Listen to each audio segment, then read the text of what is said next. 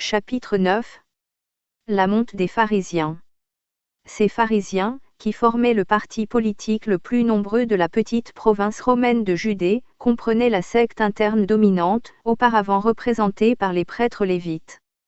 Ils se firent les messagers de l'idée lévitique dans sa forme la plus fanatique, telle qu'elle avait trouvé son expression chez Ézéchiel, Esdras et Néhémie. Ils prêtèrent serment à l'observance stricte de la pureté lévitique, nous dit l'encyclopédia juive. Tout comme les Lévites avaient triomphé des protestataires israélites et avaient réussi à couper Jude de ses voisins, leurs successeurs, les pharisiens, se tenaient prêts comme eux à écraser toute tentative de réintégrer les Judéens dans l'humanité. Ils étaient les gardiens de l'idée destructrice, et le prochain chapitre dans l'histoire de Sion devait être celui de leur victoire. Comme dans le cas des Lévites, l'arrière-plan devait être celui de Jérusalem détruite. Parmi les prêtres eux-mêmes, le passage des générations avait produit une sorte de révolte envers le procédé de modification continuelle de la loi, commencé par les scribes de l'école d'Ézéchiel et d'Esdras. Ces prêtres maintenaient que la loi était dorénavant immuable et ne devait pas être réinterprétée, plus avant.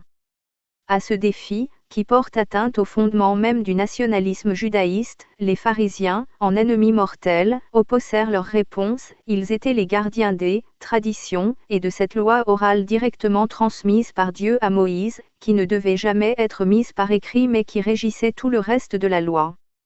Cette déclaration de posséder les secrets de Dieu, ou, en vérité, d'être Dieu, est au cœur de la crainte mystique avec laquelle tant de générations de Juifs considèrent les sages. Elle possède un pouvoir de terrifier auquel même les êtres éclairés se trouvant à la périphérie de la communauté juive ne peuvent échapper.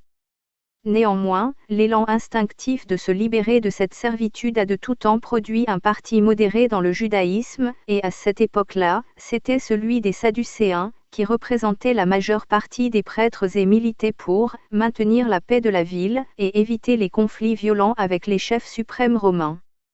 Les pharisiens et les Sadducéens étaient des ennemis jurés. Cette dissension interne parmi les Juifs dure depuis 2500 ans et continue à notre époque. Elle est surtout d'un intérêt théorique pour le reste de l'humanité, même si on doit en tenir compte, parce que l'histoire montre que lorsqu'un conflit pour ou contre la recherche de la paix de la ville a atteint son paroxysme, le parti de la ségrégation et de la destruction l'a toujours emporté, et les rangs judaïstes ont fermé la marche. Le présent siècle a donné le dernier exemple de cela. Au début de celui-ci, les communautés juives d'Allemagne, d'Angleterre et d'Amérique, qui peuvent être comparées aux Sadducéens, étaient implacablement hostiles aux sionistes de Russie, les pharisiens, mais en 50 ans le parti extrémiste s'était rendu le porte-parole exclusif des Juifs, auprès des gouvernements occidentaux, et avait réussi à réduire presque toute opposition parmi les communautés juives du monde. Les pharisiens occupent la seconde place dans la lignée de la secte qui a provoqué d'aussi importants événements à notre époque. La descendance commence par les Lévites de Babylone, puis passe par les pharisiens de Jérusalem, les talmudistes d'Espagne et les rabbins de Russie, jusqu'aux sionistes d'aujourd'hui. Le nom « pharisien », selon les autorités judaïstes, signifie « celui qui se détache » ou qui reste à l'écart des personnes ou des choses impures, afin d'atteindre le niveau de la sainteté et de la droiture requise de ceux qui veulent communier avec Dieu. Les pharisiens formaient une ligue ou une fraternité propre, admettant au sein de leurs assemblées les plus secrètes seuls ceux qui, en présence de 3 membres, faisaient vue de stricte observance de la pureté lévitique. Ils furent les spécialistes les plus anciens de la conspiration secrète en tant que science politique. L'expérience et le savoir acquis par les pharisiens peuvent être retracés clairement dans les méthodes utilisées par les partis conspirationnistes ayant émergé en Europe au cours des 2 siècles derniers, en particulier dans les méthodes de la révolution destructrice d'Europe, qui fut organisée par les Juifs et menée par les Juifs. Par exemple, à l'origine, les pharisiens imaginèrent la méthode de base, reposant sur la peur et la suspicion mutuelle, méthode par laquelle de nos jours les conspirateurs restent unis et les groupes de conspirateurs sont renforcés. C'est le système d'espionnage des espions et d'informateurs parmi les informateurs sur lequel le Parti communiste est fondé, ainsi que son armée rouge, dont les règlements officiels montrent que le commissaire politique du peuple et l'informateur sont partie reconnue de la structure militaire, depuis le niveau de haut commandement jusqu'à celui des adjudants. Les pharisiens employèrent d'abord ce moyen, en le fondant sur un passage du Lévitique. Tu mettras un garde autour de mon garde, cité par l'encyclopédia juive d'après l'original en hébreu, en usage parmi les juifs.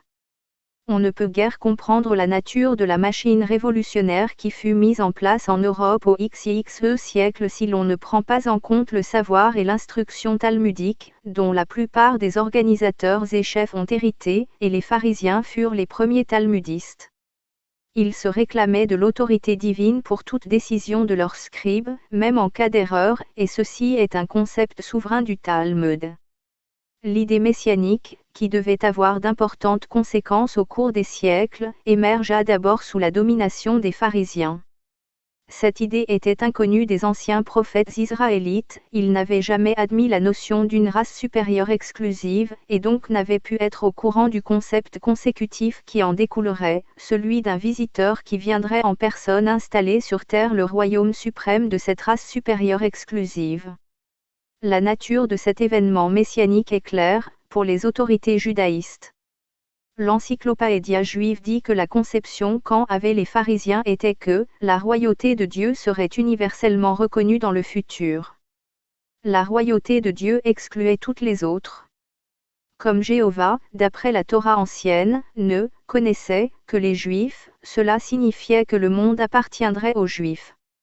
Si un quelconque doute subsistait, le Talmud, plus récent, en apportait la confirmation en déclarant que les non-juifs sont, en tant que tels, exclus de l'admission à un monde futur, l'ancien rabbin Lebel. La masse des Judéens s'attendait indubitablement à ce que, loin, quand ils viendraient, réinstaurent leur gloire nationale, dans le parfait état théocratique, ils seraient leur chef spirituel mais aussi leur chef temporel, qui réunirait le peuple dispersé dans un royaume suprême de ce monde. L'idée messianique, tandis qu'elle prenait forme sous les pharisiens, n'était pas une attente d'un quelconque royaume céleste sans rapport avec le triomphe matériel sur terre, ou en tout cas ce n'était pas cela pour les masses. L'attente messianique, à vrai dire, devait en un sens être le résultat logique et naturel du propre enseignement de la secte. Les pharisiens, comme les lévites dont ils perpétuaient le message, prétendaient tout savoir, depuis la date de la création du monde et son but, à la manière dont devait triompher le peuple spécial. Ils n'y avaient qu'une chose qu'ils ne déclaraient jamais, le moment de ce glorieux couronnement. Le fardeau de l'observance qu'ils déposaient sur le dos du peuple était dur, néanmoins, et il n'était que naturel que, tels des détenus purgeant leur peine, le peuple réclame de savoir quand il serait libre. Cela semble être l'origine du messianisme. La foule qui avait autrefois pleuré en entendant les paroles de la nouvelle loi supportait maintenant sa rigueur depuis 400 ans. Spontanément, la question jaillissait de « quand ?» Quand le glorieux couronnement, la fin miraculeuse, viendrait-il ? Il accomplissait tous les lois et jugements, et cet accomplissement signifiait une lourde tâche et un fardeau quotidien. Il faisait tout cela sous une alliance, qui promettait une récompense spécifique. Quand cette récompense serait-elle leur ? Leurs dirigeants étaient en communion directe avec Dieu et connaissaient les mystères de Dieu, ils devaient être capables de répondre à cette question, quand ? C'était la seule question à laquelle les pharisiens ne savaient pas répondre. Il semble qu'ils donnèrent la réponse la plus ingénieuse qu'ils purent concevoir, même s'ils ne diraient pas quand, ils diraient qu'un jour, le Messie, le Prince, apparaîtrait, Daniel, et alors il lui serait donné, domination et gloire, et un royaume, et tous les peuples, nations et langues devraient le servir. Ainsi, l'esprit comprimé et ghettoïs et judéen fut-il anesthésié par la promesse d'un visiteur, le messianisme apparut et produisit les vagues récurrentes d'anticipation frénétique, dont la dernière en date est celle dont notre XXe siècle fait actuellement l'expérience. Tel était le décor de la scène quand, il y a presque 2000 ans, l'homme de Galilée apparut. À cette époque, les Judéens qui étaient restés en Judée avaient passé les derniers 600 ans depuis leur expulsion par Israël, dans ce que de nos jours le docteur John Goldstein appelle l'obscurité juive, et à la fin de cette période ils en étaient venus à attendre et à espérer le Messie libérateur. Le visiteur qui apparut alors déclara leur montrer la voie du royaume des cieux. Il était exactement le chemin opposé à celui qui menait par-dessus les nations en ruine à un temple rempli d'or, vers lequel les pharisiens leur faisaient signe en criant « Rendez observance ». Les pharisiens étaient puissants, et le gouverneur étranger reculait devant leurs menaces. Le tableau ressemblait beaucoup à celui d'aujourd'hui, et parmi le peuple, ceux qui voyaient en ce nouveau venu le Messie qu'il espérait, malgré son mépris des récompenses de ce monde, se mettaient en danger de mort en l'affirmant. Il transgressait, et le dirigeant romain, comme le roi perse 500 ans plus tôt, était prêt à faire respecter la loi.